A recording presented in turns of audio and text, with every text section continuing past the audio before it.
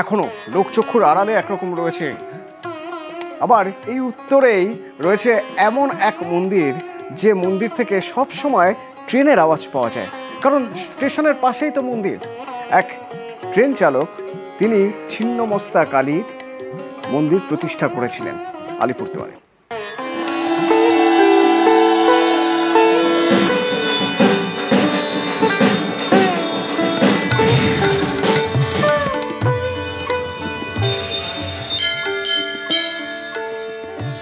Alipurduar জংশনে Buxa feeder road, রাস্তার এক পাশে ছিন্নমস্তা কালী মন্দির।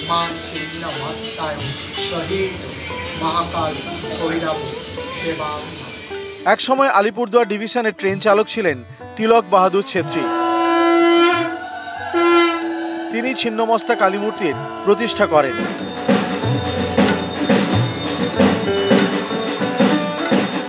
শিলিগুড়ির এক ছিন্নমস্তা মন্দিরে পূজা দিয়ে ওখান থেকে যখন আসে তখন আমাদের এইখানে শোয়ার সময় একটু স্বপ্ন পায় যে তুই আলিপুরদুয়ারে একটা মন্দির স্থাপিত কর, ছিন্নমস্তা মন্দির, অনেক লোকের কল্যাণ হবে। তারপরে বাবা কোনোরকম করে 1-2 জন বন্ধু বান্ধব জোগাড় করে ছাপড়া দিয়ে একটি মন্দির স্থাপিত করেছিল। আগে এখানে মন্দির ছিল না, প্রতিমা প্রতিষ্ঠা করার সময় ছিল বেড়া, পরে মন্দির তৈরি করা হয়।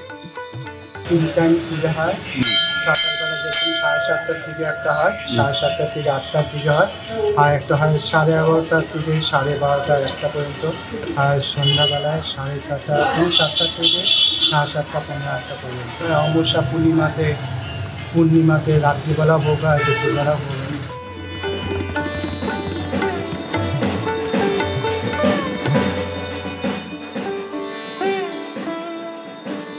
আলিপুরদুয়ার থেকে রাজকুমার কর্মকার, নিউজ 18 বাংলা। হঠাৎ করে গল্প করতে করতে কয়েকজন বন্ধু ঠিক করে ফেললেন যে কালী পুজো করলে কেমন হয়। তা প্রায় 100-2 বছর আগের কথা। সেই থেকে এখনো ঘাটালের বন্দ্যোপাধ্যায় বাড়িতে পুজো হয়ে আসছে। কেমন হচ্ছে পুজো দেখুন।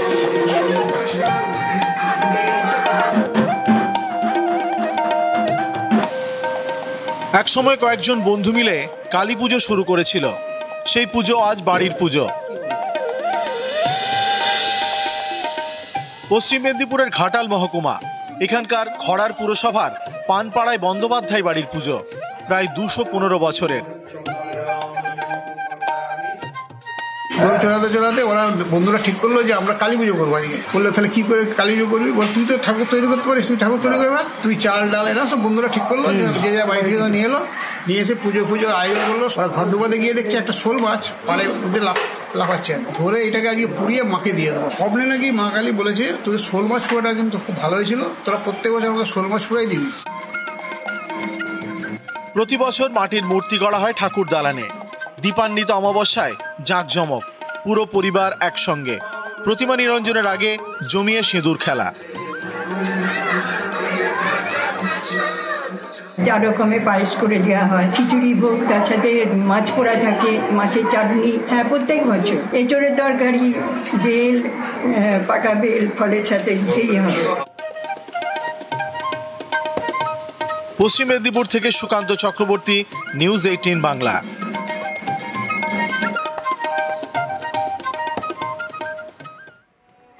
কালী পুজোর শুভেচ্ছা জানিয়েছেন মুখ্যমন্ত্রী মমতা বন্দ্যোপাধ্যায়। কথা ও সুর তার, গান গেয়েছেন শ্রীরাধা বন্দ্যোপাধ্যায়, শেয়ার করেছেন সোশ্যাল মিডিয়ায়।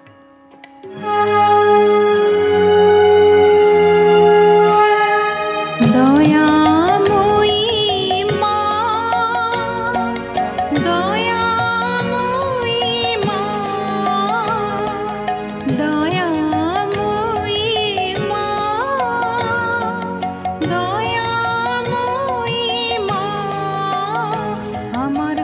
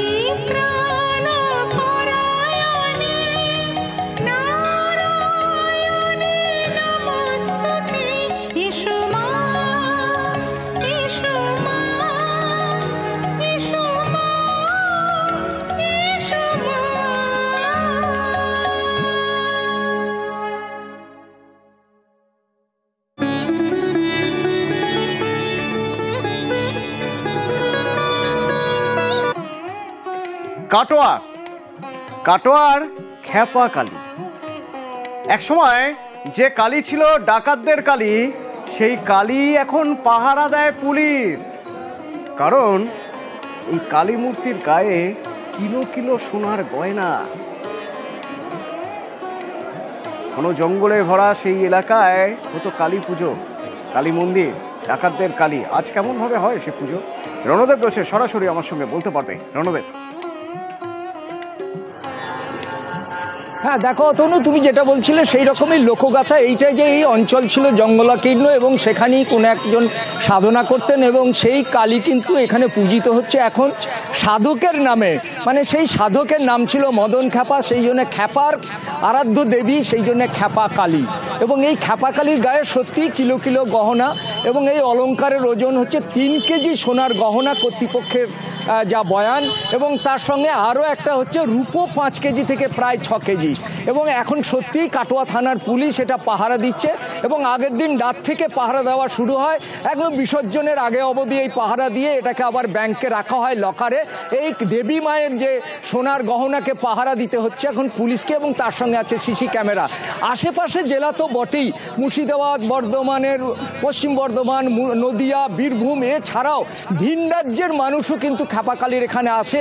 এবং এই আমি যেখানে দাঁড়িয়ে আছি মন্দির থেকে প্রায় কয়েকশো মিটার দূরে, এখান পর্যন্ত লাইন হয়ে গেছিল সকালবেলায় শ্রদ্ধালুদের।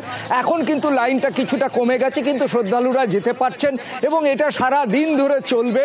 এবং ওখানে এই যে দেবীর মাহাত্ম্য এবং এলাকাবাসীর বক্তব্য যে এটা কাটোয়ার অভিভাবক খ্যাপাকালী এবং সেই খ্যাপাকালীর পুজোকে ঘিরে কাটোয়া শহরে একটা উন্মাদনা থাকে এবং আশেপাশে মানুষেরও একটা উন্মাদনা থাকে এবং মানত করেন, তারা আসেন এবং পুজো দেয়। পুজো দিয়ে তারা কিন্তু নির্বিঘ্নে যাতে যেতে পারে সেই জন্যে নিরাপত্তারও সুব্যবস্থা করেছে প্রশাসন। যে কালী ছিল একসময় ডাকাতদের আরাধ্য কালী, সেই কালীর এখন পাহারা দেন পুলিশ। আরো এক কালী রয়েছেন শেওড়াফুলি নিস্তারিণী কালী, যে নিস্তারিণী কালী নাকি দেখা দিয়েছিলেন রানী রাসমণিকে। সেই সারা ফুলে বা শেওড়াফুলির নিস্তারিণী কালী পুজো কেমন ভাবে হয়, রানা রয়েছেন সরাসরি আমার সঙ্গে, বলতে পারবে রানা?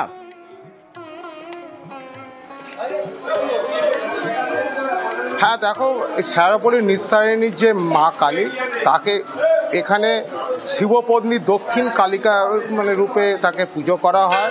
কালী পুজোর দিন যেমন মানে সারা বছর নিত্য পুজো হয়, সেরকম কালী পুজোর দিন কিন্তু বিশেষ পুজো হয়, তন্ত্র সাধনা হয় এখানে।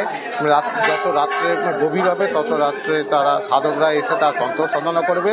যেটা জানা যাচ্ছে, ইতিহাস বলছে 1234 সালে বর্ধমানের পাটলির রাজা হরিশ্চন্দ্র রায় তিনি এই মন্দির ও মূর্তি, অষ্টধাতুর মূর্তি প্রতিষ্ঠা করেছিলেন।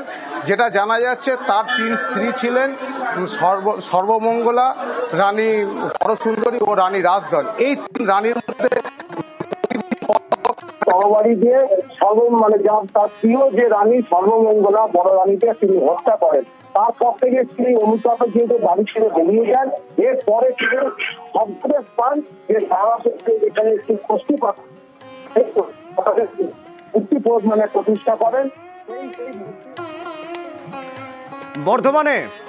বর্ধমানের আনাচে কানাচে এখনো কমলাকান্তর কথা বলা হয়।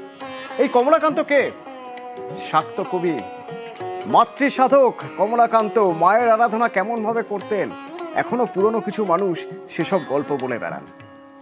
মন তুই দেখ আর আমি দেখি, তুই দেখ আর আমি দেখি, আর যেন কেউ নাহি দেখে, যতনে হৃদয়ে রেখো আদরিনী শ্যামামাকে।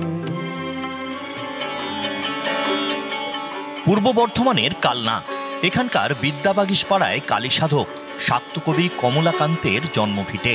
এই ভিটে কালী মন্দির, কয়েকশো বছর ধরে পূজিত শ্যামামা। এখন স্থানীয়রাই পুজো করেন। এই মন্দির ঘিরে অনেক গল্প।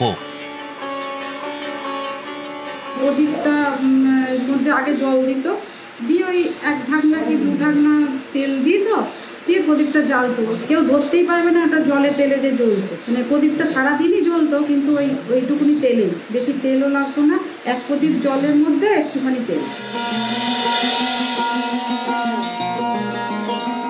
বর্ধমানের রাজা তেজচাঁদ তার ছেলে প্রতাপ চাঁদের গৃহশিক্ষক ছিলেন সাধক কমলাকান্ত। কালী সাধক কমলাকান্তের গানে মুগ্ধ ছিলেন রাজা। বর্ধমান শহরেই কমলাকান্তকে কালী মন্দির তৈরি করে দেন তিনি। প্রায় 216 বছরের এই মন্দির কমলাকান্ত কালীবাড়ি নামেই পরিচিত। এখানে পঞ্চমুণ্ডী আসন আছে, উনি প্রতিষ্ঠা ওই আসনেগুলি সাধনা করতে, আর সেটিতে আমরা তার প্রদর্শিত পথেই আমরা এই মন্দির পরিচালনা করি। পুজো আচার সব সেইভাবেই করা হয়। কিশোরী এক মেয়ের মধ্যেই তিনি মাকে প্রত্যক্ষ করেছিলেন, সেই জন্যে আমাদের মায়ের বয়সও দেখুন কিশোরী মেয়ের প্রতি অবশ্যই তো পুজো হয়ই। এমনকি দুর্গাপুজোর সময় দুর্গার নির্ঘণ্ট ধরে আমরা মাকে দুর্গা রূপেই আমরা কিন্তু এখানে পুজো হয়।